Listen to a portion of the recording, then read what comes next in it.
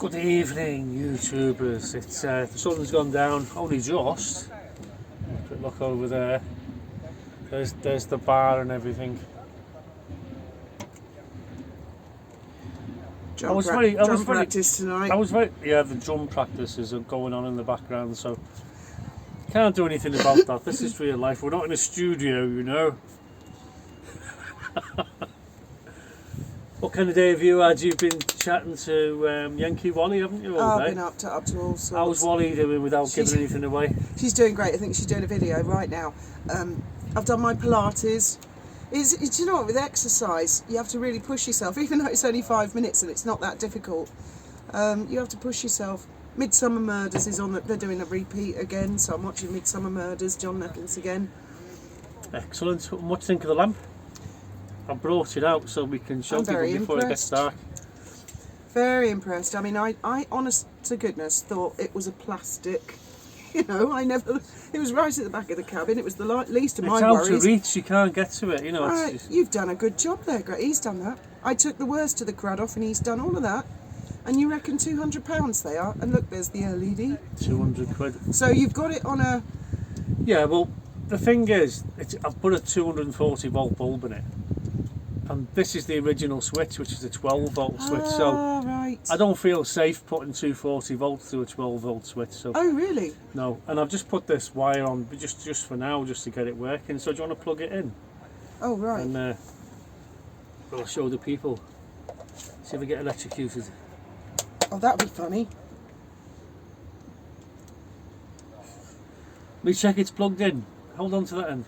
What, the metal bit? Yeah. Are you kidding me? No, it's fine. What if you've turned it on? Well, the extension's obviously not plugged in, is it? Okay, I've unplugged it, it's okay. I should have checked it was plugged in before I started the video. Getting as bad as our boss. Our boss has blown himself up. And do you know what he did once? Expanding foam. He had a little bit of expanding foam left in the bottom of the tin. And he stabbed it, pierced it to get the last. Stabbed an aerosol. My God, blowback shadow and everything. Right, okay. You hold it because this is your baby. I'm going to plug it in 3, 2, 1.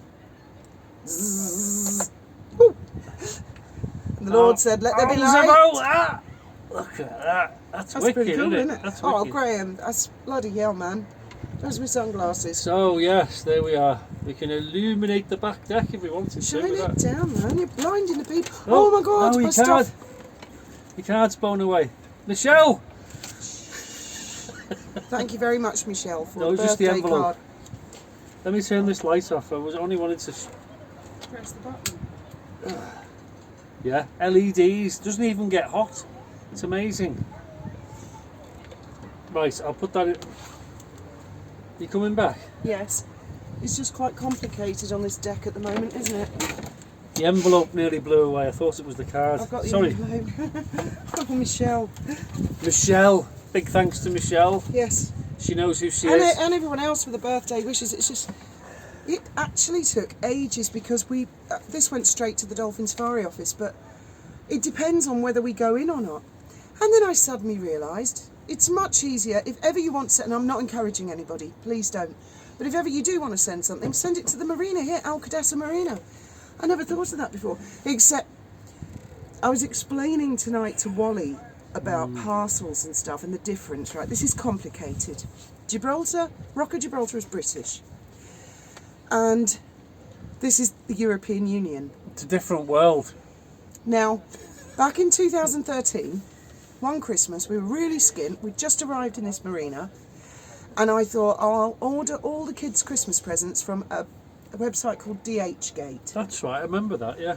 And I ordered them both Huawei phones. Now, this was before Huawei were popular in a thing. 2013.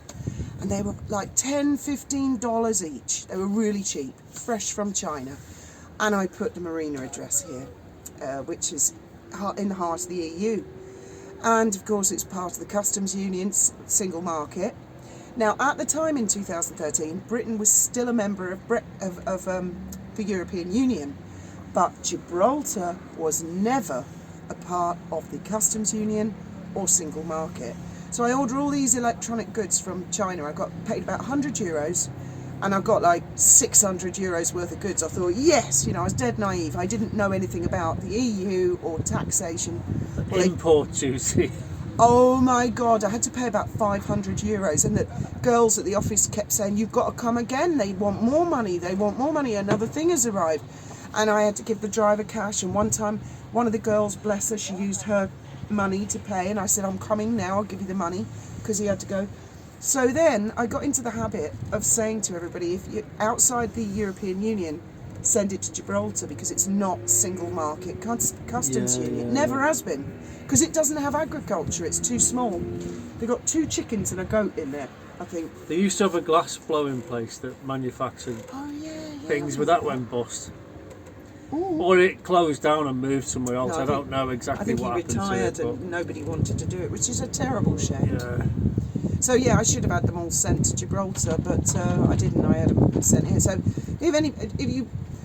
Steph sent a bar of chocolate from the States. Anything from the States has to go to Jib. Don't send it to. Spain. From Australia or anywhere outside the European Union. Yeah. Mind you, UK I think can send stuff still. I ordered 2 engine mounts for Fiona's jet ski. Oh God, yeah. And a tube for the nozzle and something. It was about $120. Yeah. And we got a letter from Madrid saying they wanted hundreds of dollars off us. Well, I said I'll pay it. And by the time we translated it and tried to communicate back with them, we said, "No, we've sent it back to America." That's not what happened. I communicated with them. I said, "I'll pay it," and they said, "Okay, it's such and such hundreds of euros."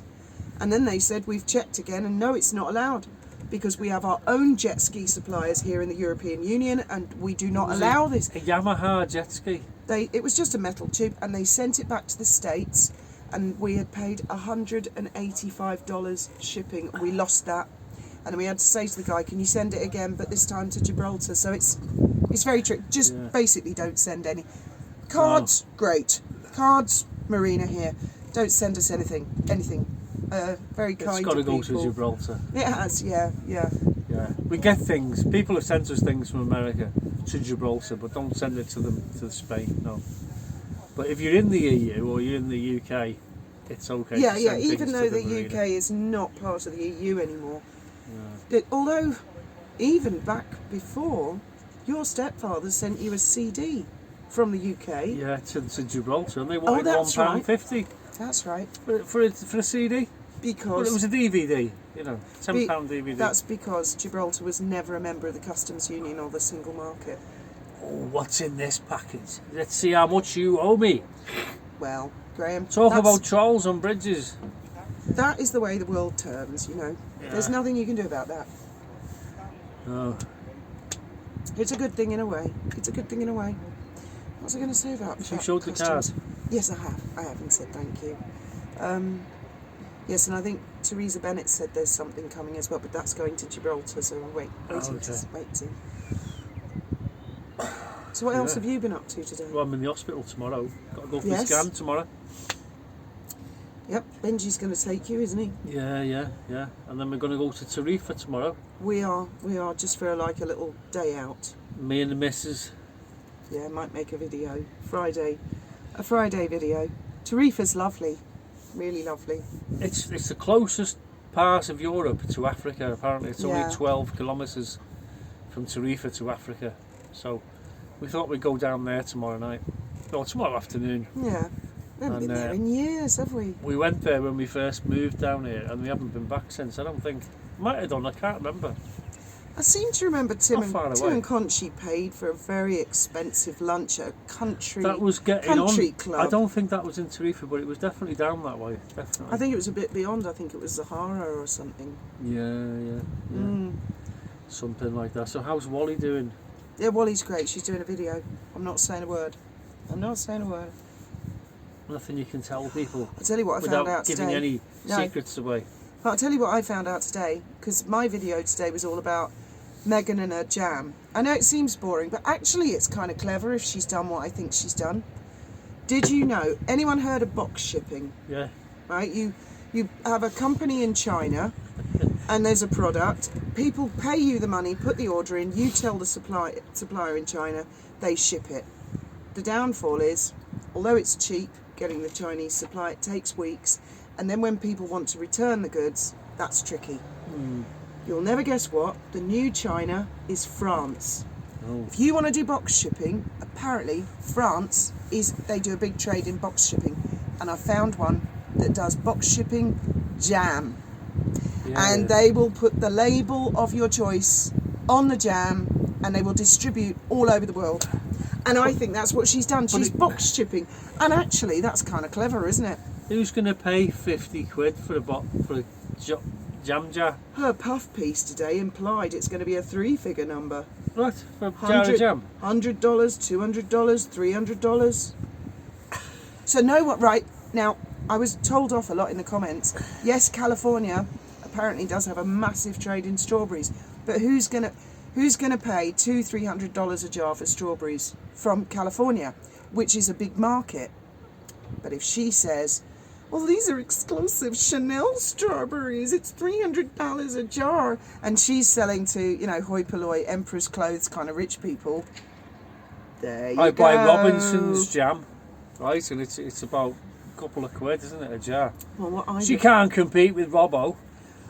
What I was thinking of doing was soak his labels off and put Baroness Riviera bullshit labels on it. I could do better sell than that. Robinson's jam on the entire rag round the top and everything. It'll be cool, wouldn't it? So I want 10 grand a jar.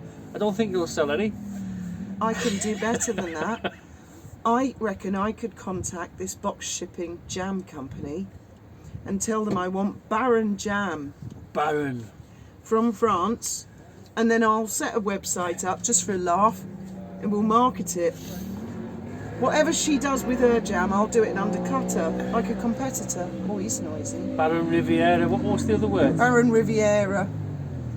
Riviera Costa or something. What was You could call it smuggler's jam. Smuggled jam. Oh, This is smuggled jam. Do you reckon that'd get through the customs? My mate used to sell vodka, and it was like vodka jam. It was like 90%. We could mix it with vodka, couldn't we? They do. Anyway, he called this vodka. It was called Stonker. Oh, and that I was wanted horrible. to relabel it. I wanted to put a picture of a Stuka dive bomber on it and call it Stuka. Stuka vodka goes down like a dive bomber. Because it was horrible, it was awful. It took the varnish off the table if you spilled it. It was an Estonian lad who came down to Chib. My God, yeah, I can't believe we drank that shit. Oh, I'll tell you a story time, right? 2010, I was working at the bowling centre and I invariably did nights and weekends. Graham was getting up to God knows what, pissed up parties and stuff on the boat. Not with girls or anything, but no. He was working at Dolphin Safari and they were pretty wild in those days. And I came home very late, like 1 in the morning, and there was a big storm, and all the gantries in Marina Bay on our concrete pontoon, not floating, like a fixed concrete. The boats go up and down, the concrete stays where it is. All the gangplanks smashed. And the gantries were doing this, and it was like Indiana Jones. I had to like dodge all the swinging axes and things, yeah. A couple of people were coming the other way, and they were really drunk and leaning on each other and dodging these gangplanks. And then I realised it was one of the yellows, and her and her boyfriend said, I said, where have you come from? Because they were all older people on this pontoon. I thought, which boat have you? They said, we've just come from your boat. I went, what the fuck have you been doing on my boat? Partying and getting drunk. At 1 o'clock in the morning. And then Emma, that was her name, she said, oh, I'm sorry about the dead body on the back of your boat. And they both started giggling and sort of ran away. And I thought, what the hell are they talking about, dead body on the back? And as I got nearer to exactly this back deck, there was a body. I could see a body. And I thought, oh my God, is that Graham? And I got nearer and nearer. I thought, oh my God, it is a dead body. And it wasn't Graham. It was a friend of ours, who I shall not name. And if you watched my video today that I put up again from years ago, the American guy walking up to the gun, Harris Bassey, it was him. Oh, just blow him out the water, poor guy. Got you, Irv.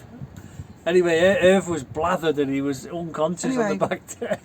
I mean, everyone, the kids were tucked up in bed. The boat wasn't a mess or anything like that. There was no one else on the boat. Graham was in bed. And I woke Graham up and I said, Graham, did you know that Irving is on the back deck? And I think he might be dead. And he went, oh, God, is he? You know, I thought everyone had gone home. So we came up, and there's no railings, of course. I said, we can't leave him there. He might roll off and fall in the water. And he was a big lad. We managed to carry him down into the living room. And because he was really heavy, his pocket was underneath him, and then his mobile phone started to ring at 1 a.m, and it was his wife, of course. Where are you? Where are you? So I said, well, shall we take the phone out and answer it?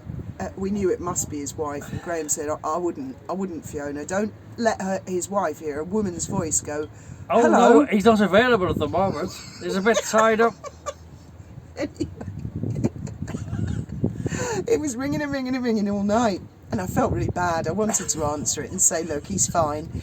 And then Graham got a permanent marker out, and he said, let's write smuggler on his forehead, because he lives in La Linea. We were in Gibraltar then, and he said, you know, in the morning he's going to wake up and he's going to run all the way back. He'll go through the border with smuggler.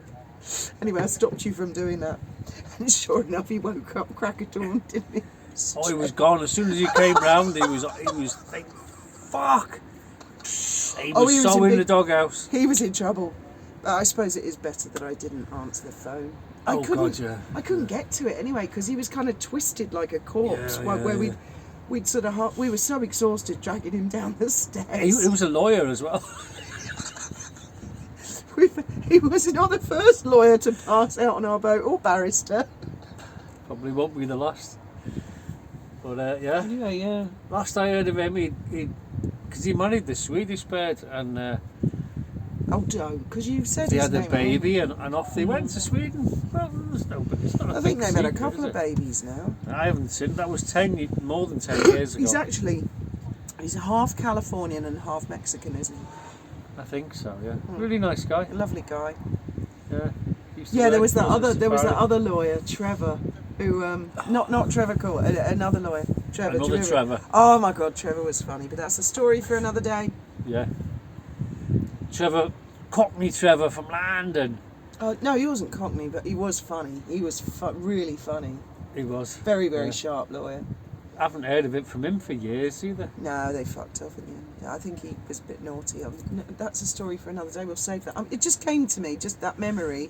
With the stonker. Oh, the bloody stonker. And Graham spilled some on the chessboard, and it scarred it. Took all the varnish off. And, I mean, you'd blow a kidney on that stuff. It was awful. 79% proof, wasn't it? Yeah. Estonian vodka. I thought... And what the Estonians do, they get a half pint glass, they fill it half a pint of vodka, no, a quarter of a pint, half a glass, and then they fill the rest with Coke, and they go, hey, cheers, whatever cheers is in Russian, I can't remember. Cheers. No, it's, I do know it, I can't recall. And they go, I like you very much, I break your legs. That's Finland, that was your Finnish friend. Same place. Like George the Finn, who was a bit crazy. And my mate Gareth, Gobby Gareth, who came round for a drinking contest. Oh God, well that is another story. That is another story. He was wasted the next morning. Here mate, try some Stoker. Graham, no problem. He nearly no problem. fucking died. What as you want? You take it, I'll take it. But I woke up in the morning with my trousers on and my army boots in bed, and I thought, fuck, I must have been blooded. And he walked away stone cold sober in a straight line. He had to walk home, miles away. Only a couple of miles. I worked with him at the bowling centre, and one of the other assistant managers phoned me up in the evening and said, I think Gareth's been drinking. I won't tell the rest of the story. Those were the days, Graham. Those were the days. I don't recommend it to anybody. Yes, no, I feel horrible. Anyway, that's quite enough of that.